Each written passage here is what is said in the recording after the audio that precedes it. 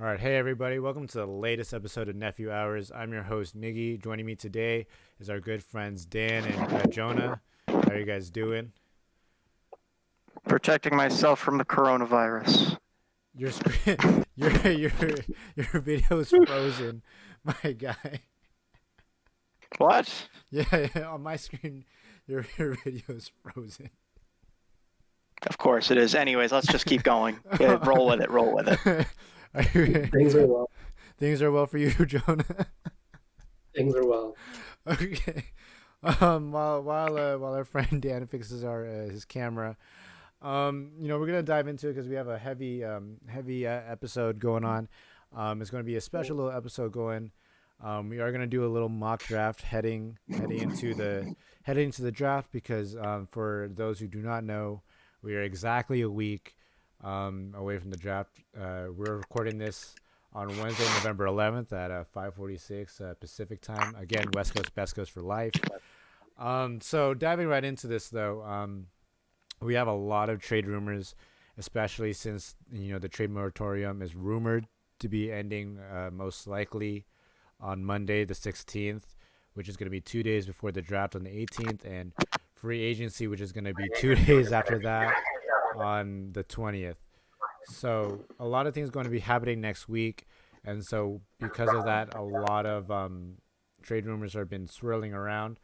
The first one is going to, I kind of want to dive into a little bit because it's been getting the most steam is CP3 to the Suns. That has been discussed as reported by Brian Windhorst last night. Any thoughts on that one? I think that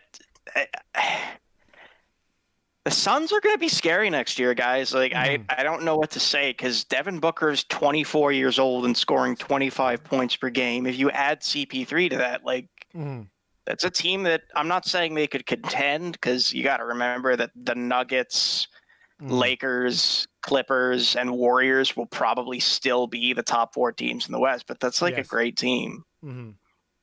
Jonah, how about you? Any thoughts on this?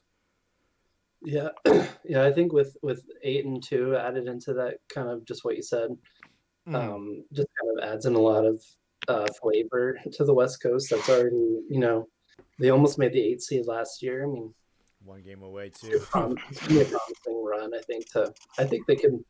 I think they'll still be, if they make the playoffs, 7 or 8. But that's giving them a lot of credit, though.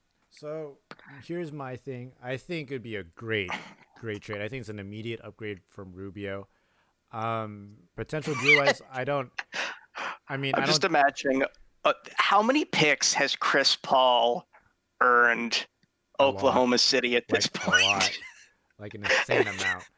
But they should throw him a parade because in the same season he was sort of like a star people predicted to decline.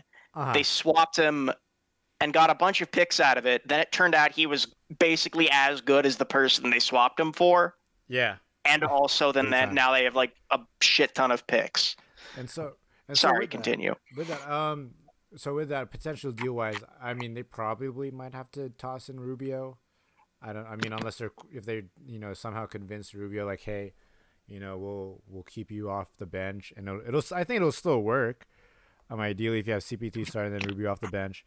But at minimum, I tried this on Trade Machine last night. At minimum, you only need to trade Oubre, and that's it. Oubre and picks, that is it. You don't need to give up any more pieces but Oubre. So that's something to take note of. The Suns have the space for it. I say they should do it. They do. I would easily because again, CP3 is an all NBA talent. And sure, it's a total risk in my opinion because of the fact that he's 35 and it can fall off, the cliff any moment now, right? Sure, he had OKC like a great, season off of it, but that doesn't guarantee anything, right? And he still has that monster contract that he has. It's like $40 million. Yeah, $44 million this year alone, this upcoming season alone. The thing is, though, I don't see Chris Paul. Like, I'm not saying he wouldn't decline. Okay. But I think the risk is an injury. But I don't think he's going to even if he declines a little bit, even if he's only scoring like whatever 13 points per game, I don't think Chris Paul's a guy who needs to score that much in order to impact things. I think he's he's one of the best playmakers, not just in the NBA right now, but in the NBA ever. Like he is an top tier, or at least was a top tier talent. I'd argue. Look, he made second team All NBA this year, and I'd say he probably deserved it. Yeah, I agree with you. But now, with your point here with CP3 and an injury, like we've seen what happens when he does get injured. Though he's out for a while, and it also comes at the worst. 35. Yeah, he's 35, and it also comes at the worst possible moments. For example, Houston 2018. We don't. I can think of 27 other reasons why the Rockets were not able to make it to the finals, though. I can too. But before I pass it off to Jonah here, my thing with CP3, I'm 100% supportive of a CP3 trade. I think it would benefit the Suns a lot, especially if you have Devin Booker and DeAndre Ayton and a young core, surrounding them. I think it would be very beneficial. However, the West is just so stacked to me that it's hard for me to guarantee them even the 8th seed. Yeah, right? They're gonna make the 8th seed and then get. Sorry, I'll throw it to Jordan. I don't think so, because here's my thing, because you have the Lakers, you have the Clippers, you have the Warriors, you have the Nuggets, you have the Mavericks, you have presumably, I'm gonna keep assuming the Rockets, and we'll dive into them in a little bit. You'll have the Blazers, and you'll have the Jazz, right? Worst case, the two teams they'd be probably fighting for 8th is going to be Houston and the Blazers. The Blazers, I think, all fully healthy, are going to be more talented than the Suns are, right? That leaves Houston. Depending how that roster shakes up, again, we'll dive into that, right after this.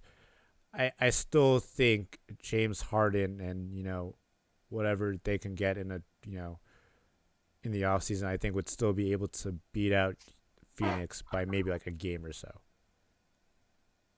And is anyone else got any takes before we kind of dive into the spiciest one of them all? I think even if the Suns want CP3, I feel like they're just other contenders that are like more posed to get them, who can give up a bit more, I feel like. They'd have the best trade deal at this point. Who does? The Suns would have the best trade offer anyone can give. Yeah, that's the thing is from my perspective, okay, look at Philly, look at Milwaukee. Those are the other two teams I think probably benefit the most from CP3, but I don't think, unless, let's be real, OKC doesn't want Horford. Because if you take Horford, you're basically stuck. You basically acknowledge, okay, we're rebuilding for the next 3 years at least. Yeah. And I don't think you need to wait that long, because you have a lot of talent coming down the pipe, just an insane amount of talent. You already have, SGA, Lou Dort, Schroeder, if you decide to re-sign him. You already have those guys. I don't think you need to wait that long. Yeah. And Milwaukee, it's like, okay, they have what? Ilyasova and Brook Lopez, and they'd have to give up Bledsoe and like DiVincenzo at minimum. But I mean, they would probably get rid of Bledsoe anyways, just because of his playoff troubles. But the Pacers want him. CP3. No, Jonah, you're a resident Pacers fan, so. Honestly, I was thinking of Westbrook, but no, CP3, of course. But it'd be tough because we just got Brogdon, so it'd be tough to. The Pacers, you can't afford to lose people that you sign on free agency. So. That's fair. And you guys fucking fleeced the Bucks for him. That's true. That's true. So easy. That is true. He's so good. It would be nice to have a first-round pick, but I mean, honestly, this is not the year to have first-round picks in the later half. Of the draft, so. If you really want something. I would honestly say if the Pacers really want something, what they should try to do is work out a deal for maybe Hayward and the Celtics' 30th pick if they really, really want a first-round pick. Mm-hmm. Yeah, definitely. Before we dive in, Jonah, do you think CP3 elevates the pace, or not the pace, the Suns to at least a minimum 8th seed, 7th seed, or do they still, even with how the roster is currently built and who they may have to give up, and then you combine that with how stacked the West is, do you think they finish 9th? Yeah, I definitely do. I think the Suns will probably just have to give up, maybe even just like Cam Johnson in a first, just like a young player that isn't Aiden and that isn't Booker. I think they're not going to give up too much, honestly, because OKC just probably wants picks and whatnot. So, so I think all the picks. Yeah, I think they're going to be able to, just propel themselves to like probably at least the 9th seed, of course. But I think. Do you think they fall short? I think they could sneak in. I think them and Portland are kind of head to head on like who could be better if they get CP3. I think it's gonna be Portland. Dame is on a fucking tear lately. I can't say no, because like, again, Dame, Nurkic, CJ, you have a good role player in Gary Trent. You have Zach Collins as well, fully healthy. I think I can't doubt him. That's to put it in perspective, Dame is the reason that OKC is rebuilding right now. That is true. Yes, that is very true. Yes, that is very true. He ended their he didn't have to take like a 38-foot 3-point shot. He just did it anyways. just because he wanted to kill their franchise, I guess. Paul George. And force a rebuild. I mean, it worked. Oh man. Just put they're gonna put all of it. Like, I swear, Westbrook is going to go to the Clippers, and they're going to have all of Dame's enemies on one team, and he's going to send them home with another, like, 3-pointer buzzer beater. Oh, my goodness. He's so funny.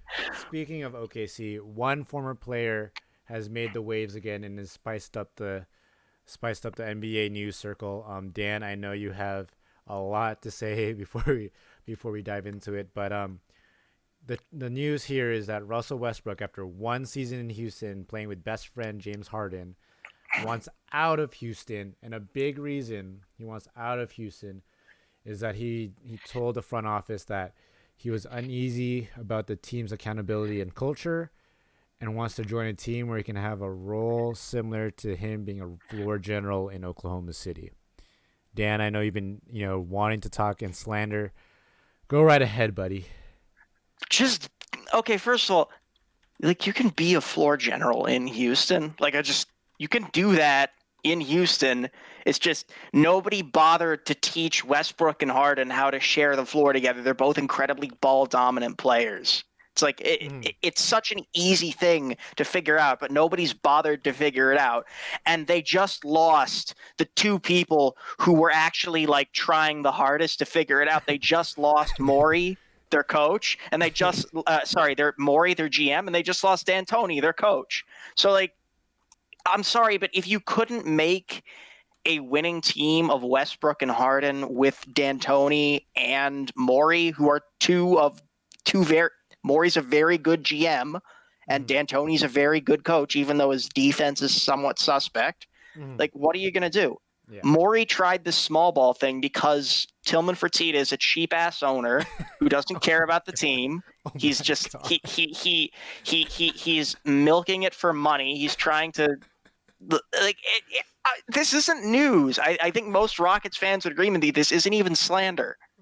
It's just you can't win if you're not willing to pay a center. Like, they're just.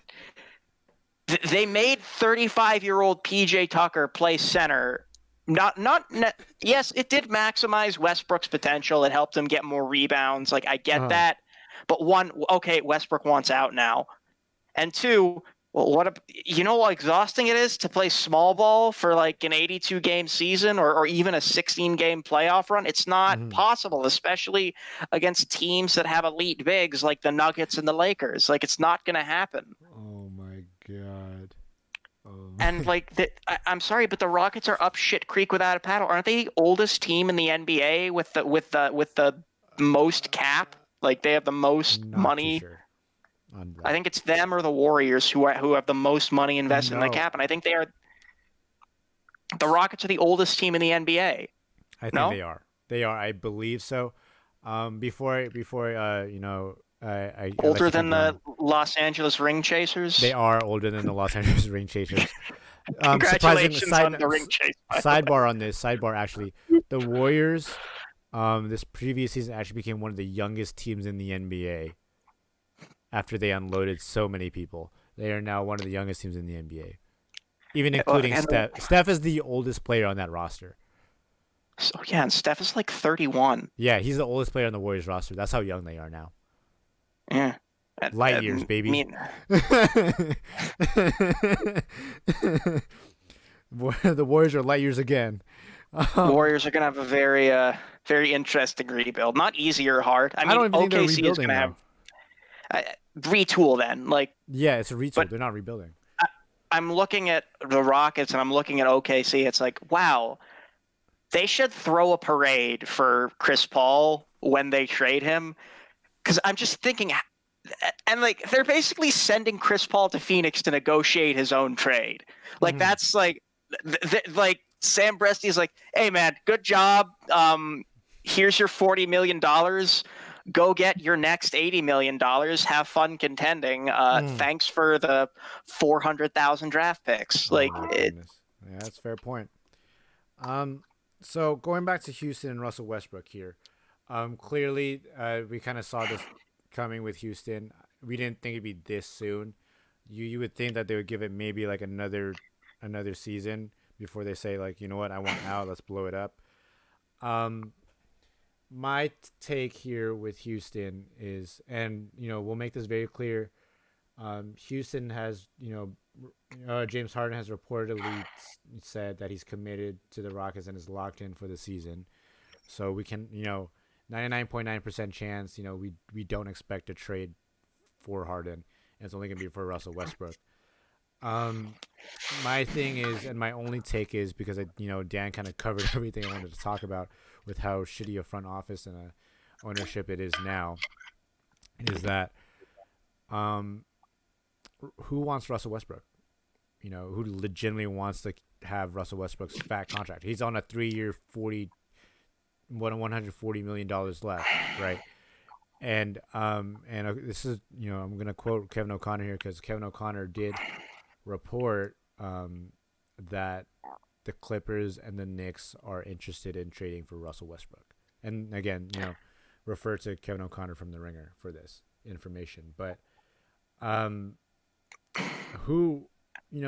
apparently the Knicks don't want to give up too many assets, right? And that's such a Knicks thing to do, because what assets do they really have? None. They don't want to give up Kevin Knox. Oh wow! What difference does Kevin Knox make to you? Whatever, but Julius Randle. Sorry, if you want Randle, you're gonna have to throw in some first round picks. No, they're not gonna do anything. So, this leaves realistically now the Clippers, right? What assets? They have less assets. Do you do a Patrick Beverly, reunion? Do you do do you throw in Patrick Beverly and a bunch of your role players, or do you do the shocking thing and give up Paul George, right? You're not going to give Kawhi. That's the thing. So unless and the most likely scenario here is that the Clippers give up Patrick Beverly and a whole bunch of their bench for Russell Westbrook, which I think would actually work for the Clippers. In the sense that he would be the floor general in Los Angeles for the Clippers, because they don't have actual ball hand. Sure, Kawhi and Paul George can bring up the ball, but they're not legitimate floor generals, right? And so, the Clippers are gambling again that Russell Westbrook, Paul George, and Kawhi Leonard, if the assumption, assumed trade that I'm gonna do here, those three would be enough to beat out the Lakers, because if you sacrifice all those assets and whatever picks the Clippers have left for Russell Westbrook, you're committing that all those three players and no role players will be enough to beat the Lakers. Yeah, they're gonna have to sign Pau Gasol to a vet minimum. That's. They have no cap space. They have no picks if they're going to trade for Russell Westbrook, and they're going to hopefully rely on a big three, and no bench, no role players. Apparently there was a tweet put out there that said that on his that Russell Westbrook put out a short list, and the Bucks, Lakers, Clippers, and Hawks were on that Bucks, short Lakers, list. Clippers, and Hawks. And the Hawks, the freaking Hawks. Yeah. Dude, can you think the Hawks want him? Can you send me that link? Actually, I want to read that. Yeah, for sure. But okay, so Lakers... he thinks the Hawks would pick him over Trae Young. He genuinely believes that because he gets more rebounds than Trae Young. I'll dive into the Hawks in a little bit here, but okay, so the Bucks make sense, right? Because in return the Rockets will get Bledsoe, probably like DiVincenzo and some picks, right? Whatever it is. The Bucks actually have the assets to afford Westbrook. They have the assets to get Westbrook. And I think it would work for the Bucks too, because the Bucks need like a legitimate, ball handler that's not, garbage like Eric Bledsoe, right? You'd also get another shot creator, though inefficient. It at least alleviates some pressure from Giannis, right? So I think it would work for the Bucks. Oh, this guy, no, hey, hold on. Oh, this guy's fake. This guy is definitely fake. Hold on, I'm reading this right now. No, that's fake. This guy's fake. Never mind. You know what? We can still discuss it though, because I think look, to me, the Atlanta Hawks, it's like you're crazy if you think the Hawks management are going to decide, oh yeah, this Trae Young guy, 30 points, 11 assists a game, whatever. Let's just go with this 32-year-old guy on a $40 million a year contract. Yeah, it's a fake source. However, for shits and giggles, let's dive into it, I guess, because whoever knows, because next week could be crazy. Who knows, right? We already talked about the Clippers. Lakers, I mean, I don't know what they can give up. They actually don't have any assets other than, I don't know, Kuzma and Caruso. But the Hawks would be kind of fun to do. You give up a bunch of your young players for Russell Westbrook and Trae Young. That'd be kind of fun, I guess. And it would at least give Trae Young some off ball like opportunities. I just don't know if Trae Young and Westbrook are gonna complement each other. They probably won't. Jonah, what do you think? No, I don't think Hawks is a good destination for Westbrook. I think honestly Westbrook could be good on like the Bulls. I think like if he wants like a bigger market, bigger, to be the floor general. Like they don't have. I mean, they have Kobe White, and that's about it. Yeah. I think. Look, if Westbrook has to make a decision. It's like, do you want to win a ring or do you want to be a floor general? Because I'm sorry, but you can get both. Honestly, if he and Kevin Durant couldn't win a ring together, I don't know if he can win a ring with. They were young though. They were the one opportunity they had. They were young, and the other opportunity they blew a 3-1 lead to the Warriors. Well, so we all know what happened when Kevin Durant went to the Warriors, though. Well, yeah, because he had a better point guard. That's true. So he had a better point guard and actual shooters around him. KD was right. He can't win with those cats. Actual shooters. Yeah, KD was right. He can't win with those cats. They shot like 25% from three combined. Hey, that's Serge Ibaka slander, and I will not have it. Well, Serge Ibaka got better after he left OKC. Well, let's be real with that. Kind of. Right? So we'll leave that. My last point here, though, with Houston is I feel bad for Coach Silas because he kind of agreed to the job because he was under the expectation he was gonna get Russell Westbrook and James Harden. But I'm sick of these like coaches being thrown under the bus, man. Like it's these trash franchises who make these horrible decisions and then basically blame their coaches, and sometimes they blame them and don't even fire them, which is like that's what the Knicks did for half a year. Is they blamed their coach but refused to fire him so he could take all the heat for them, and I hate that shit. But I think my last thing though, I think with like, it's a bad look on Houston. It's a bad look on Russell Westbrook, I guess. But positive thinking here for the Rockets, they can recover some assets they have lost before, right? Especially if they trade with the Clippers or the Bucks or whoever wants Russell Westbrook. Maybe that, and like I said, not if they trade with the Clippers. I mean, whatever assets they can get from the Clippers, whatever, like milk the rest of it. If they It's Landry Shamet, and that's it. Landry, you got Patrick Beverly, reunion, Landry Shamet. I don't know, Rodney McGruder, but whatever picks they have left. But at least they recover something. Same thing with the Knicks. Weirdly enough, the Knicks would Patrick recover Beverly. something. Weirdly enough, Patrick Beverly might work with the Rockets because he played with Harden before. Well, yeah, and he's not ball dominant. He doesn't take that many shots. Yeah, there it is. Problem solved. Moving right along, like we said, we do have a special episode here with the draft a week away. We kind of want to do a mock draft. We're only going to dive into the lottery because the next picks after the lottery are going to be very, very wide open, and not flat, but wide open, because we don't know with what a lot of these contenders are planning to do and whatnot. Realistically, I'd say past probably the 6th or the 10th pick, maybe. Like, the talent's pretty even for the most part. Mm-hmm. There aren't really a lot of like huge immediate red flags, I don't think. Mm-hmm. And they're not. It's a bunch of role players, but again, with a lot of contenders trying to trade for star players and other pieces, we don't know how the bottom half of the draft is going to go. So for our listeners, we're going to be just diving into the mock draft because that's where a lot of the spiciness is going to be at. And even then with these picks, we don't even know if they're going to be even kept.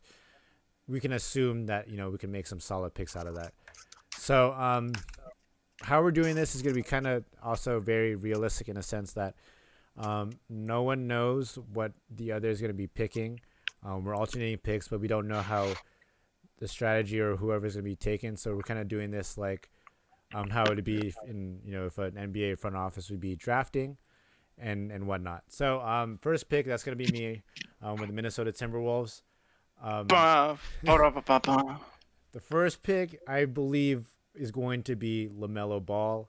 And I'm not even trying to meme on this one. Like, legitimately, like, as much as I want to meme and like, kind of, make fun of T-Wolves fans for, not wanting to have this, I think LaMelo he's a high risk, high reward.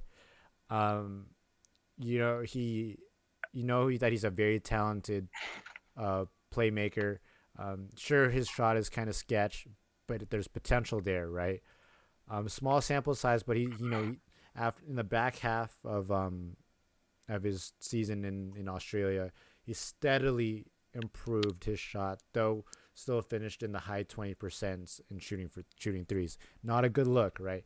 It's not a good look that in some interviews did not do well. It's also not a good look that his father's the way that he is. It's also not a good look that he has a reality TV show. But he does? Yes, on Facebook. It's a Facebook show. Ball in the house. Ball in the Family. Oh, that's not real if it's on Facebook. Come on. But it's still a reality show though, and people actually watch it. He's trying to fish for clout. Yeah. So I think here, all headaches aside, and all the potential downfalls, especially with this defense as well, I still think the T-Wolves should still take LaMelo because sure, you have D'Angelo Russell and Cat, right? But and the Golden State Warriors unlocked this out of D'Angelo Russell, but by adding LaMelo Ball, the T-Wolves are able to have a secondary ball handler, right? And this will allow D'Angelo Russell to play more off ball, and be able to get wide open for threes, right? And it specializes in LaMelo's playmaking. So I think with all the questions that surround him, I think you go high risk, high reward, and go LaMelo Ball number 1. Dan, you can do a lot worse than Lonzo Tall. That is true. Dan, you are on the clock with pick number 2. With the second pick, the Golden State Warriors select James Wiseman. Ooh, I mean, no I brainer, mean, but go for it. it's a no-brainer because it's like, yeah, they need a big man. James Wiseman was built in the lab to be an NBA big man. I know he can't shoot for shit, but do you really need that when you already have two of the best shooters to ever play the game? Mm-hmm. I understand you could argue, oh, Onyeka Okongwu, he's a better defender. Maybe that's true. But one, they already have Draymond Green and Klay Thompson, so it's not as if their defense is bad. And two, I don't think Wiseman's defense is bad either. Like, Mm-hmm. I just, how bad at a certain point, it's like, no, I'm not saying that Wiseman necessarily is better than a guy like Anthony Edwards, but you pick the player that you need for your team, and if the Warriors don't trade their pick, they need to pick James Wiseman. Mm-hmm. I don't see any other option for them. Either James Wiseman or maybe Onyeka Okongwu. I think my thing is I think Wiseman fits perfectly with the Warriors. It would work extremely well because they need a big man. However, in your opinion, do you think the lack of college experience harms Wiseman stock in going to the Warriors? I don't know. Did it harm Luka Doncic? Well, but he played professionally though. There's a difference.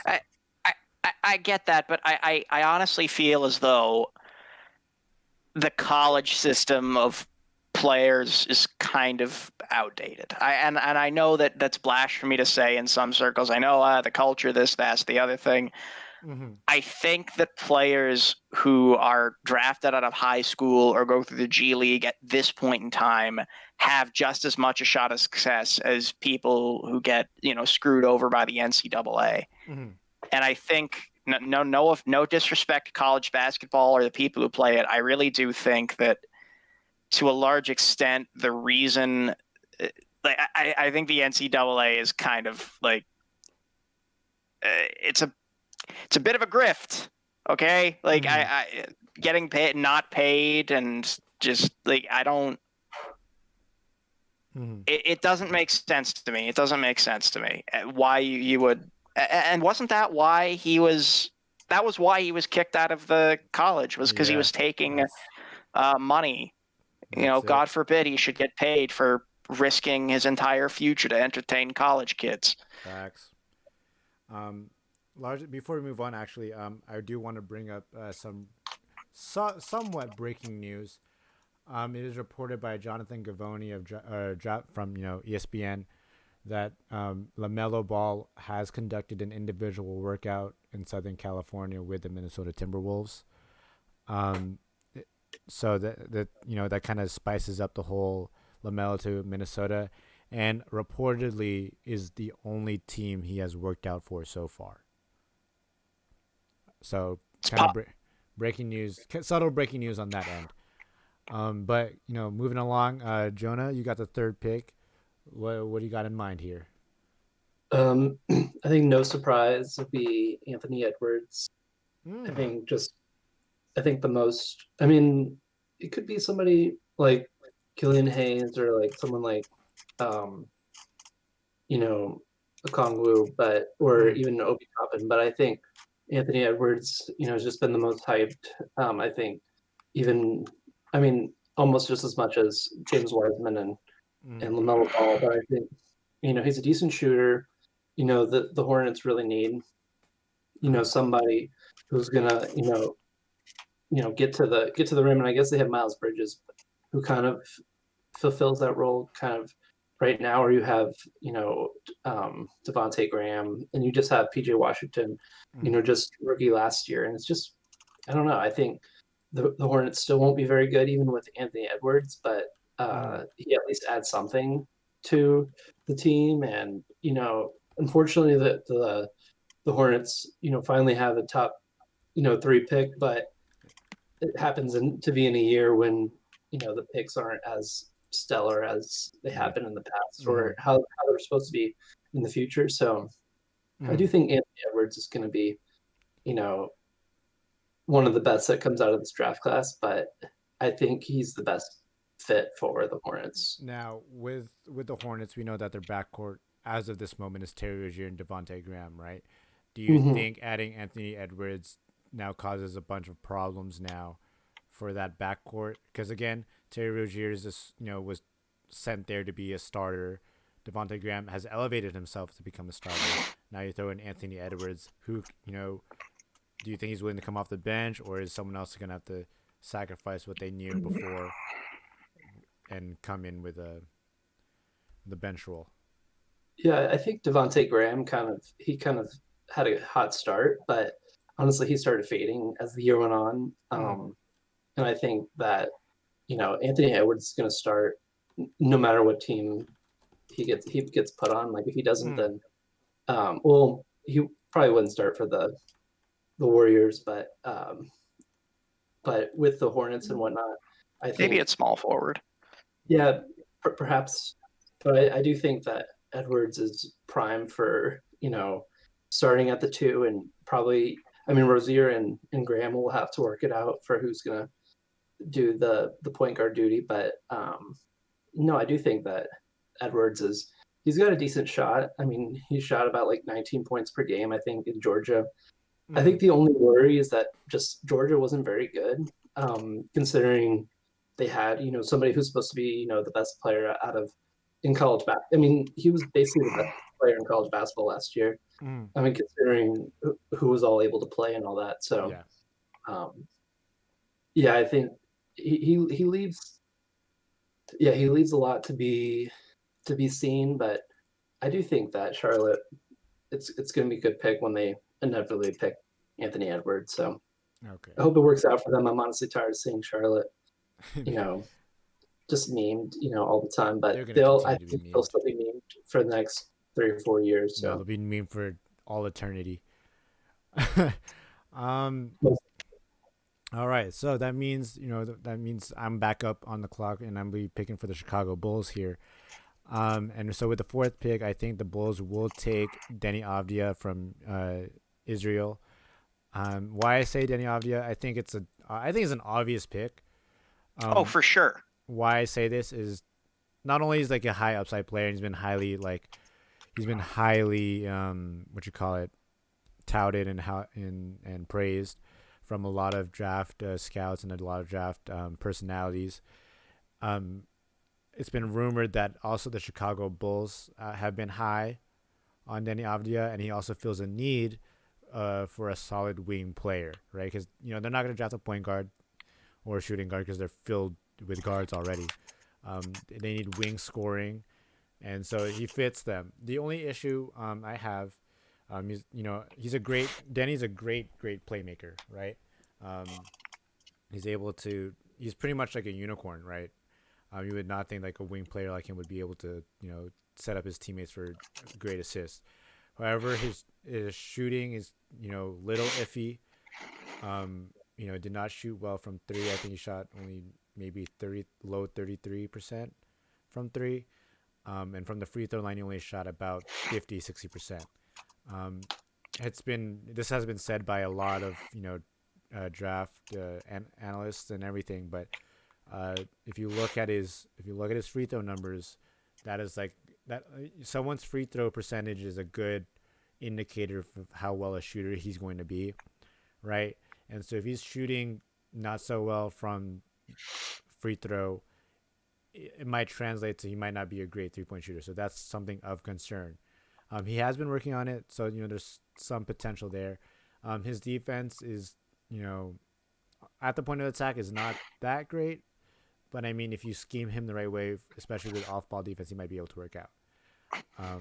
So I think this would be not really slam dunk, but it'd be a great first pick for that new Chicago front office. Well, it'd have to be a slam dunk because Deni can't shoot. But look, on a personal look, the Jews need their Jeremy Lin too. Don't cut that part. I stand by it. We need our Jeremy Lin. We need one NBA player who's at least kind of good. Mm-hmm. And I think, look, he's a 6'9" playmaker. Like he's what they need. I absolutely agree with you that it is a perfect pick. Mm-hmm. That's why I got him to Chicago. So moving along, then pick 5. The same division rivals, but we're gonna go to Cleveland. What do we got for us? I could like pay them back for the LeBronto years just by picking just a fucking terrible player. Oh my gosh. But I'm not gonna do that. What I'm gonna do for them is I'm gonna do them a solid. Jeez, it's hard to pick though because there's two players I think could both do really great things for Cleveland. Okay. And I'm gonna say one. both their names, and I will pick one. Out. You can't cop out. You'll have to pick one. No, I will pick one. But I'm gonna say both their names. Okay. Isaac Okoro and Obi Toppin, I think would both be great for Cleveland. Okay. Hmm? I was gonna totally agree because I love both of those players. More so Okoro, but go with your pick. And it's such a hard pick. I'm gonna go with. I'll go with Okoro because he's a great defender, and I think that the Cleveland Cavaliers could use some of that defense. And looking at some of these teams, I don't think the Cleveland Cavaliers are entirely lacking in talent compared to they're not good by any stretch of the imagination, but they're not like gutter trash. I will not name the team that is gutter trash. It's the Hornets. Oh god. No, the Hornets. Look, I'm sorry, but you should not have given Bismack a contract like that based on 4 games. But oh my goodness. I think it just makes sense to me. I think Okoro is a good defensive wing player. I don't know if his offense is up to snuff, but you've already got guys I think who can score. Like you've got Sexton, who's my understanding pretty good scorer. You've got Kevin Love, who I think is Kevin Love still good? I don't know. I haven't watched him play in a while. He's okay. He's not as good anymore, but he's okay. He's serviceable.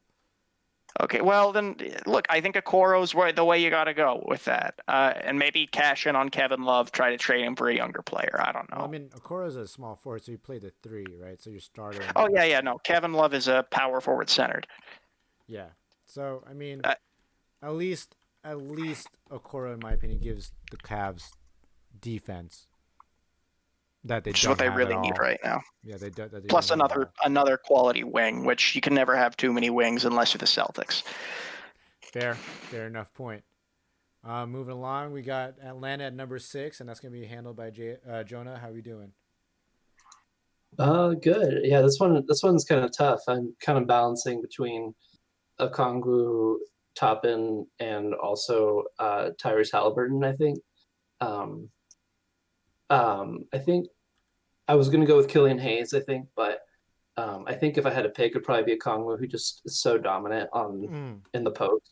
I think, even though I know they have Capella and they have John Collins now, but I mean, still, I think the Hawks. What's that? They also have Clint Capella as well. Oh no, yeah. Capella.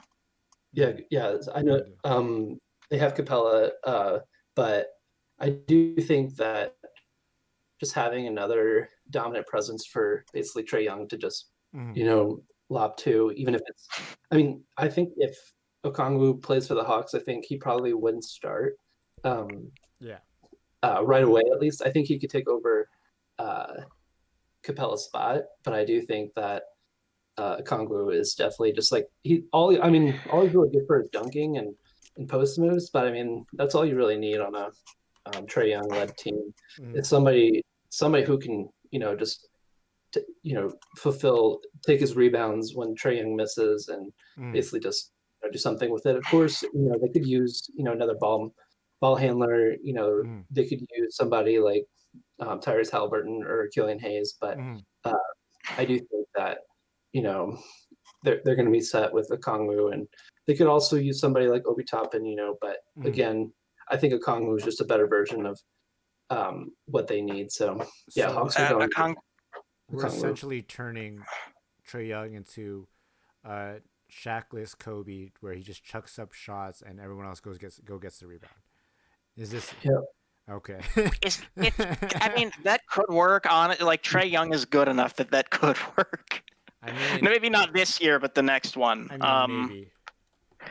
The thing is, like and there's another thing about Okongwu. He's a good defender. The Hawks don't have that right now. That is true. Like the Hawks defense is not great. That is true. And it's not going to be like the Devin Booker Timberwolves where they're putting up 150 points every game and losing by 30. But no, like I think it is a good idea. I think it's a match made in heaven. I think you need a good defender on that team. I think that's what Okongwu is. Good pick. I'll go with the pick. I just want to give a sidebar and forewarn that the Hawks are actively trying to trade this pick. Apparently, they want to try to make a playoff push. So that's going to be a little sidebar over there. Next pickup is going to be the Pistons. The definition of mediocrity. So, my thing with my pick, I think the Pistons would be best served in taking Tyrese Halliburton out of Iowa State. He's a solid point guard. Stayed 2 years at Iowa State. He's kind of like in the words of Kevin O'Connor, a very Sean Livingston type. Also, like kind of like a Sam Cassell or Shai Gilgeous-Alexander. But looking more into it, though, what do the Pistons need? Another point guard. I think Tyrese Halliburton would be a good pick for the Pistons, especially if the rumors are true that they are trying to trade D Rose, especially since the Lakers are hot in pursuit for him. I think it would also give not really veteran experience, but you at least have a more experienced player, right, to develop, right? He's played well. According to what's his name, Chris Vernon from The Ringer as well. According to his sources that he's talked to, Tyrese Halliburton can be a John Morant player where he comes from a small school that no one really talks about, but he shocks everybody and is as good and is good. He won't be as good as John Morant for sure. I don't think so, but he has the potential to give people a surprise that, oh wow, this guy's actually good. And plus he's a solid defender. He's a solid shot. Can he get to the rim? Not really, but I think you can develop that for him. And I think he's a good character guy for the Pistons to at least build around. Yeah, and look, you can't be too hard on the Pistons because the Pistons are actually a science experiment where someone wanted to know what would happen if the Pacers were just really bad. Oh, gosh. And no, that's the Pistons. All right. But I think Tyrese Halliburton, I think, is a low-key underrated pick, and I think the Pistons would be well served to get him at 7. One report I do want to give out there, Jonathan Gavoni did report just now that they are trying to trade up to number 2 and take the Warriors pick.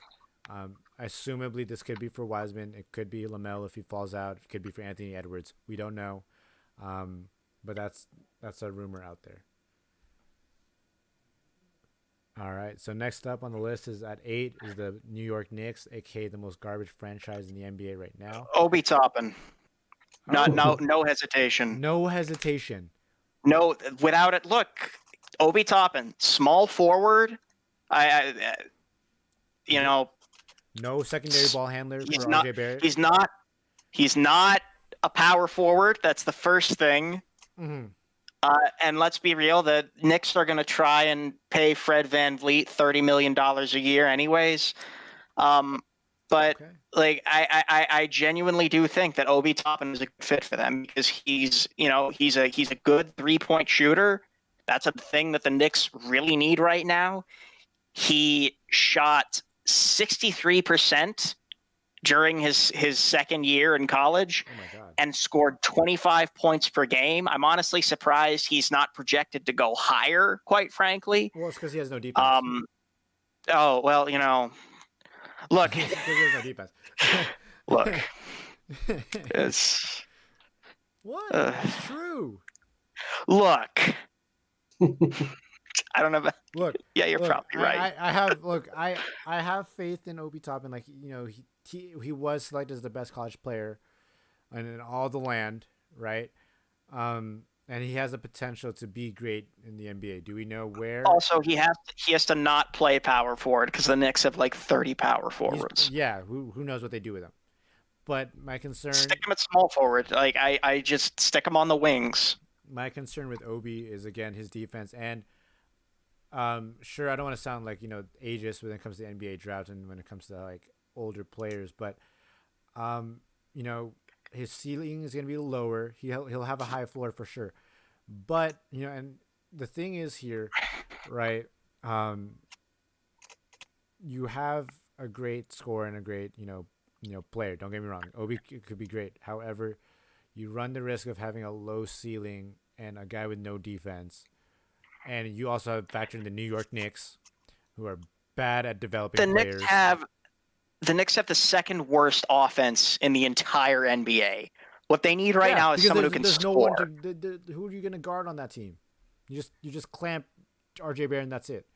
What are they going to do? You triple team RJ Barrett and then watch as Julius Randle misses 14 layups in a row.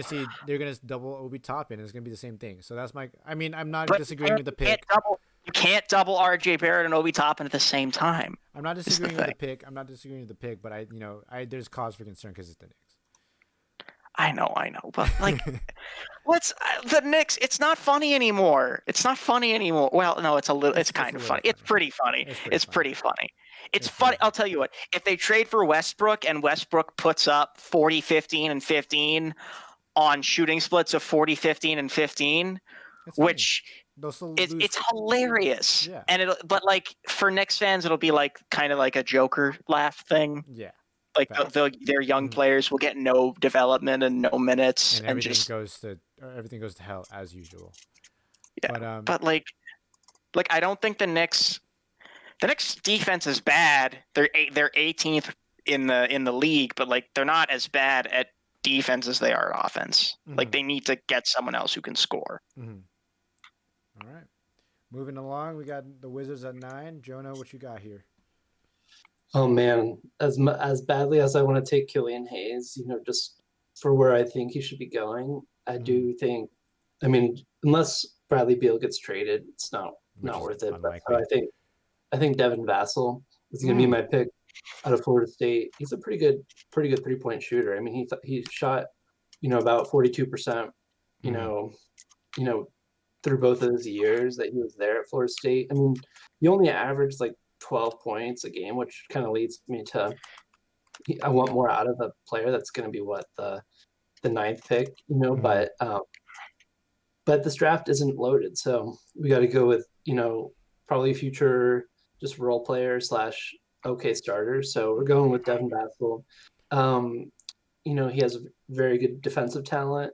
I think that's what the Wizards really need. The Wizards probably could use somebody, as a fifth man, as a center. But I do think that the Wizards, are, where they're drafting right now. I think they need a wing. But if they were going to go higher, if they're going to trade up, they could go for somebody, like a Kongwu or Toppin. But I think right now, with the 9th pick in the draft, Devin Vassell is probably the best one. I'm almost wanting to say Killian Hayes, but I mean, with John Wall making so much money and they just re-signed Bradley Beal, that makes no sense at all just to pick 9th and have somebody just back up. So we're going with Devin Vassell. So my one thing, I don't have any problems with this pick because the Wizards have no defense and getting one defender is better than none. Right. My one concern I have is we all saw the workout video of him shooting like he was throwing a medicine ball, right? Should that be a cause for concern for his NBA development? It's totally normal to shoot granny style in the NBA. God, dude, he shot like this, he had the whole ball behind his head and chucked it. Jonah, do you think that should be any cause of concern? I mean, it is kind of concerning. Form is everything in the NBA, and I mean, everyone clowned Lonzo Ball but shooting like he did, but of course he's not shooting quite the same, where he's not shooting nearly that way. But I'm not gonna clown somebody who shot 42%. in college. I mean, of course, it's a bit different and everything like that, but I mean, If it works, it works. He only That's averaged fair. 12 points. So it's not like he was shooting 10, 23s a game. He was shooting, max, 6 or 7 threes a game, which is good. Which is good. What the Wizards need. Wizards, need anybody really. But Yeah. yeah. But I think he'll be fine. I don't think he's going to be a star player, but I think he'll be, a solid rotational player that will end up, probably as a role player in future years after his rookie contract. All right. Because he's so good at defense, yeah. All right. If there's one thing you need in the NBA to survive, it's defense. Look at Oh, it Andre is. Roberson. So moving on to number 10 with the Phoenix Suns. So originally I was considering, before we recorded this episode, before the CP3 news, I was thinking about putting Killian Hayes here. However, with the CP3 news, I don't think it makes any sense for the Suns to go get Killian Hayes, especially if they might keep Rubio. Who knows? But you can never get too many wings, and so my pick with the Suns is another Florida State guy. I thought he was going to be picked higher from you guys, but I'm going to pick Patrick Williams out of Florida State again, because with him, great defender already out of Florida State. He's a solid offensive player. You can say like, oh, he only averaged 9 points a game in college, but look how many minutes he played. He only played 22 minutes. He came off the bench. He was their sixth man as a freshman, right? And that's all you can really ask for. 9 points off the bench in 20 minutes is a solid amount of scoring. So when you combine his potential as a player offensively, he shoots the ball well, and you combine that with how good he is as a defender already, and then you're able to be able to develop him more. He could very well be one of the first all-stars from this draft, maybe possibly top 3 or maybe even the best player from this draft if he continues his upward trajectory and fulfills his potential. The Suns can never have too many wings. They can never have too many defenders, especially when you have a solid rim protector in DeAndre Ayton. You can add more defensive help alongside Devin Booker. So how much did Pat Williams pay you to say this? None. I have full faith. I've been reading up on him. Full faith in this man. 100%. Fair. You know what? Good on you. Good on you. You read so much into him. You see some of his game. Like I had full faith. If in a couple years and I'm wrong, or and he turns out to be a bust, I'll eat my words. But I have full faith that he can be great in the NBA. All right, this leads on to you, the San Antonio Spurs, Dan. How are we going? This is a tough one, man, because my instinct is to go with Killian Hayes, but they already have a guy who shoots 30% from 3. His name is DeMar DeRozan. They already have DeMar DeRozan. I need a second rookie DeMar DeRozan. Anyways, the Spurs need defense. They really, really, really need defense. I don't. The part of the reason it's so hard to predict with the Spurs is because we don't know what's going to happen with LaMarcus Aldridge and DeMar DeRozan, who are their two of their most important players right now. We don't know what's going to happen with them. I'll go with Killian Hayes because I honestly think that. Oh no, keep going. I thought you finally committed to the Killian Hayes because I was expecting it. I'm gonna go with Killian Hayes because look, they're gonna most likely DeRozan's gone. They're gonna need some more depth at the wing spot. Killian Hayes, 6'5", 6'8" wingspan. He's only 18, which is very good. Apparently shot. Clearly the stats I'm reading are wrong because supposedly one site says his 3-point percentage is 39%. Another one says it's 29%. Pretty big difference there. Yeah. But look, I think you can shot creating wings always are going to be great. Even if they keep DeRozan, they could always play Killian at the small forward spot or play DeRozan at the small forward spot. His defense isn't like terrible. Mm-hmm. Again, though, this late in the draft, like for me at least, we're starting to the point where it's kind of not necessarily that these players are bad, but it's very flat from this point forward. I don't know. I'm not going to be able to tell you definitively from this point forward who is a better player than who. I mean, he has a D'Angelo Russell type game. He also seems to have modeled his game after James Harden. So there's there's some potential there. Smart playmaker. Is he going to go over 27? Maybe. Who knows? The Spurs can use whatever at this point because I think they're at the point where they're gonna probably commit to rebuilding. So any talent collection I think would work for the Spurs, and I think Killian Hayes would fit perfectly. For a guy Greg Popovich could develop. The Becky Hammond, you mean? Because he's gonna be there for a while. I think Popovich is going to retire soon, but that's a discussion for another day. All right. The Factory of Sadness is next, aka the Sacramento Kings. Jonah, what we got here? Yeah, this one's tough again. I think.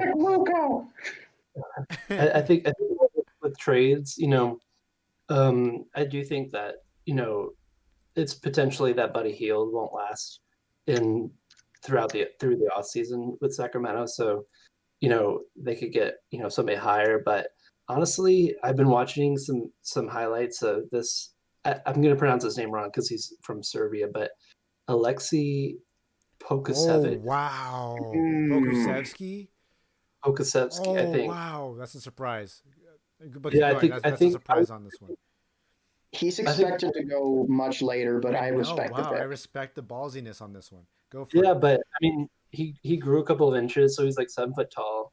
I mean, he's super skinny. Like just watching videos of him, he's just like probably gonna end up just hurting. Just so tall. 7 foot, 200 pounds. He's practically a twig.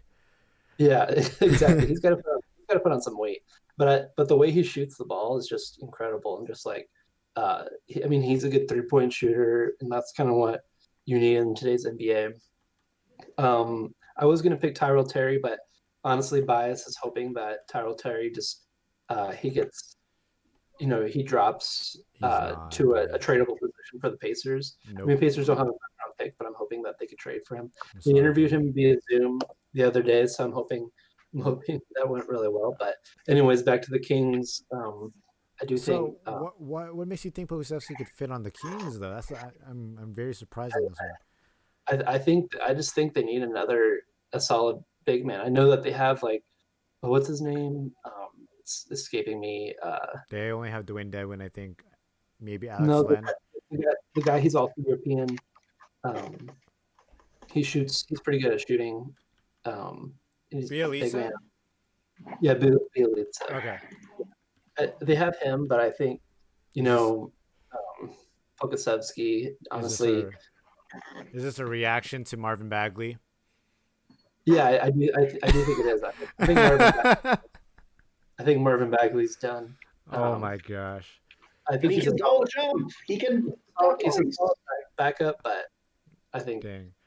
I'm gonna go with Pokusevski. Dang, I was gonna go. I was crossing my fingers. I don't know if you guys know. So I was crossing my fingers. I wanted to go with a Speedy Boy backcourt with Kira Lewis. Speedy Boys with De'Aaron Fox. I think that would be fun, super fun to watch out of that. Fucking trade for Kendrick Nunn. Have yet another Speedy Boy. Boys for life. I would generally look. I don't watch the Kings. I only watch that they're the only team on, and they rarely ever are, right? But if they went full Speedy Boys with Kira Lewis and De'Aaron Fox, I would 100% watch that game. I would watch both these games. Don't draft from college basketball anymore. Draft from college track and field. I would I'm telling you, the fastest motherfuckers you can. I'm telling you right now, if the Kings were to draft Kira Lewis Jr. and goes full Speedy Boys, I would watch more games. I'm not even joking. I'm not even capping. 100%. Right, but you're in Poku, Jonah. He's going. He's committing to it. I'm going with it. All right. right. You know what? Goku. I love that nickname. Sorry. We're kind of Oh, rounding out the lottery here. We got 2 more picks. The 13th pick here is going to be the New Orleans Pelicans. I'm gonna kind of go be a parrot and kind of repeat what a lot of insiders have been trying to mock lately, and it's going to be Jalen Smith, big out of Maryland. Damn it! And I say this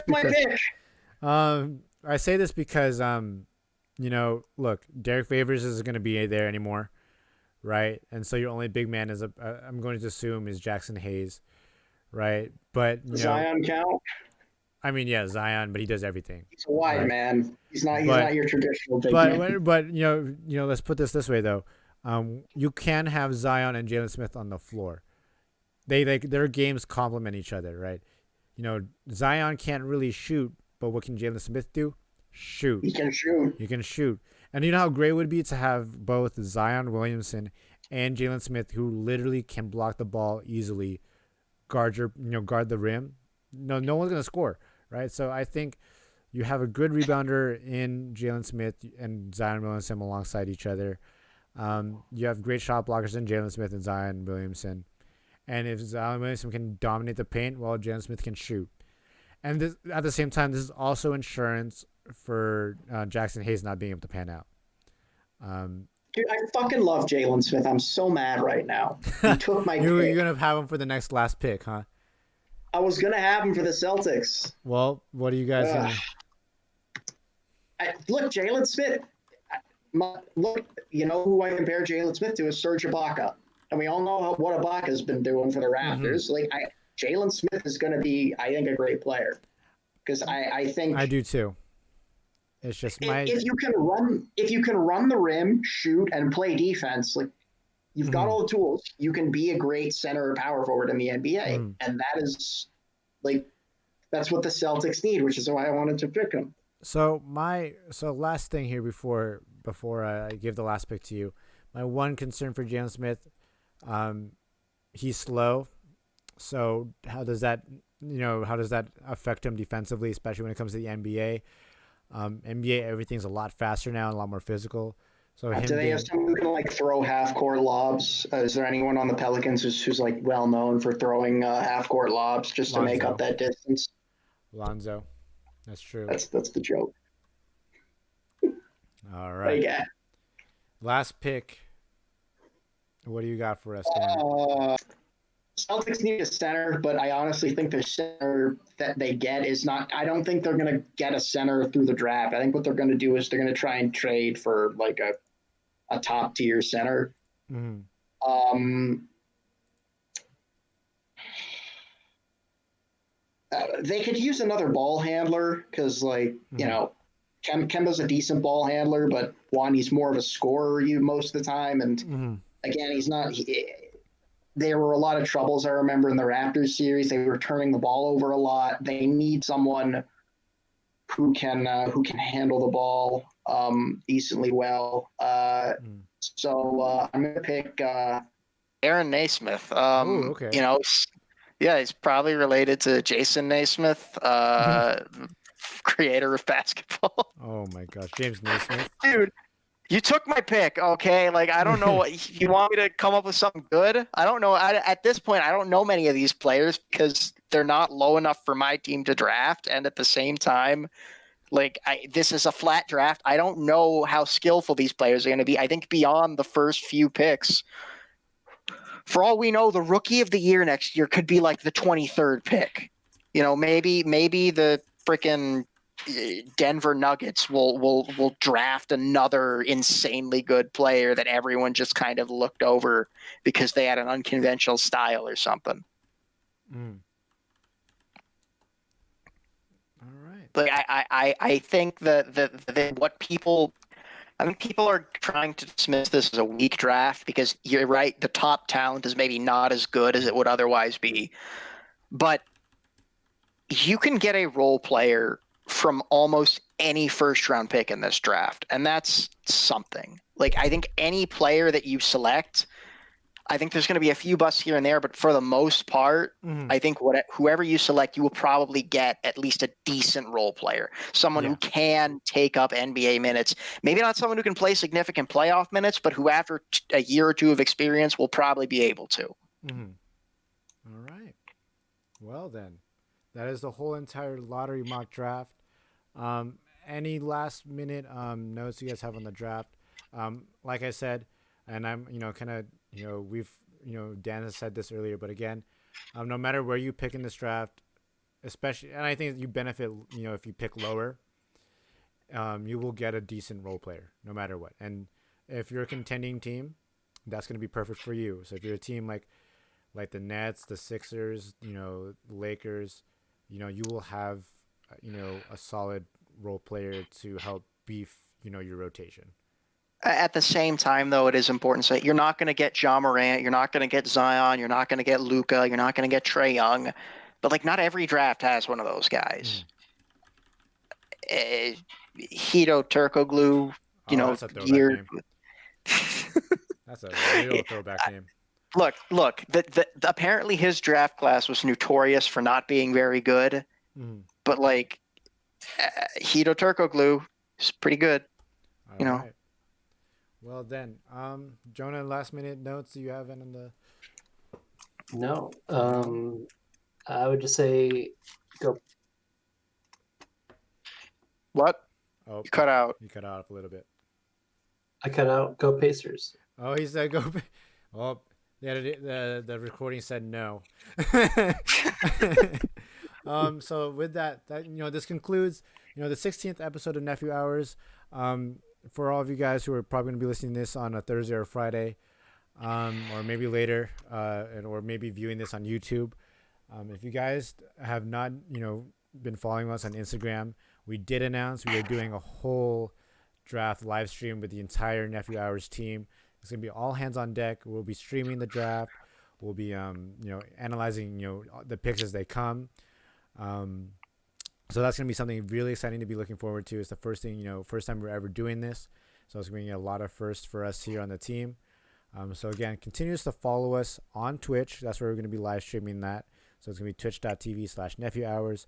Follow us on Instagram, also at Nephew Hours. Follow us on Spotify. Continue to, pass this along to your friends and promoting us.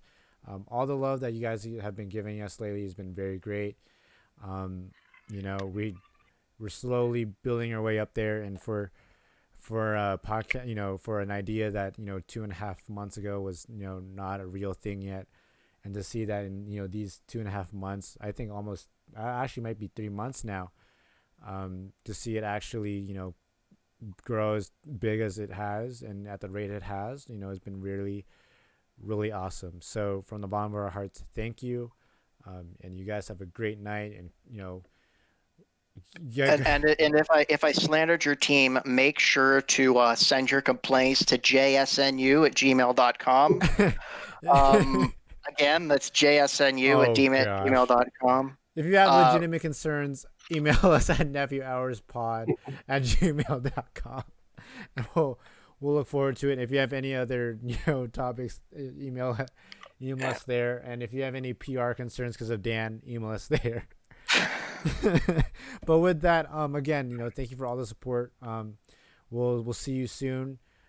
Thank you for all the support. Have a good night, everybody. This will unfortunately be my last podcast. I'm getting kicked off after this. You are not getting kicked off. He's just he's not getting kicked off. We love you, Dan. All right. Aww.